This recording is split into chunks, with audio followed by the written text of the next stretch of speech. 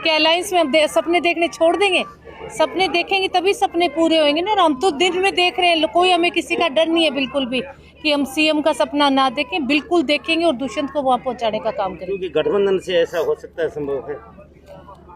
दिन के बाद रात आती है ना, रात के बाद फिर दिन निकलता है। तो ये जनता जनार्दन है, इसका कुछ नहीं पता कि किसको उस कुर्सी पे बिठा दे, किसको धरातल पे बिठा दे। लोकसभा क्षेत्र की रैली थी जो दादरी में हुई है और इसमें अपार जनसमूह जो उमड़ा है और हमारी उम्मीद से भी ज्यादा भीड़ आई है। तो मैं तो बहुत ही ज्यादा इस चीज को लेके बहुत ही सेटिस्फाइड हूँ कि एक हमारा जो टारगेट था उसको हमने क्रॉस कर दिया। क्योंकि लगातार पिछले 15 दिन से आप फील्ड में थे। जी। लगता है कि उसके जैसा आपने सोचा उस तरह की रैली हो पाई है?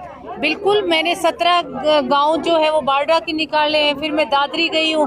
तो एक गांव में भी जब हम गए थे तो मतलब बहुत ज्यादा काम का समय है, पीक पे मेरे को लगता है उसकी बाजरे की कटाई है।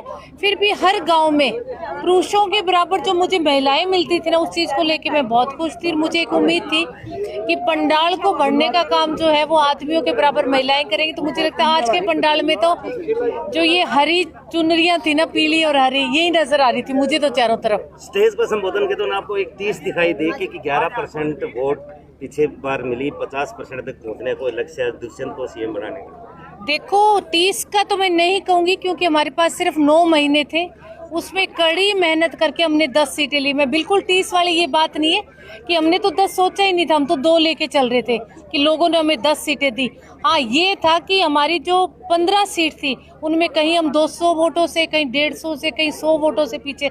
वो टीस जरूर मन में थी कि अगर हमें इतना पता होता कि हमें 10 सीटें आई तो हम 15 सीटें और लेके आ सकते थे। पर अब 5 साल की मेहनत के बाद में जननायक जनता पार्टी जो है वो 50% वोट जो है वो विधानसभा में लाने का काम करेगी और राज बनाने का काम करेंगे। तभी ये जो पेंशन है और बहुत सारे काम है ये एक कलम से होंगे, तभी कामयाब होंगे। क्योंकि मन से सीएम आया दुष्यंत चौटाला को सीएम बनाने की आगाज यहाँ से उठा है।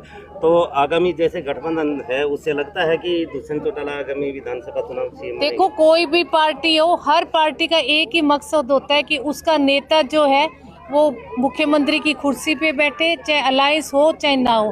क्या अलायंस में हम सपने देखने छोड़ देंगे? सपने देखेंगे तभी सपने पूरे होंगे ना। हम तो दिन में देख रहे हैं, कोई हमें किसी का डर नहीं है बिल्कुल भी कि हम सीएम का सपना ना देखें। बिल्कुल देखेंगे और दुष्यंत को वहां पहुंचाने का काम करेंगे। क्योंकि गठबंधन से ऐसा हो सकता है, संभव है। दिन के बाद रात आती है ना, रात के बाद फिर दिन निकलता है। तो ये जनता जनार्दन है, इसका कुछ नहीं पता कि किसको उस कुर्सी पे बिठा दे, किसको धरातल पे बिठा दे। तो जनता के संपर्क में रहो, दिन रात हमारे वर्करों के टच में रहो, दिन रात पार्टी के प्रचार करो।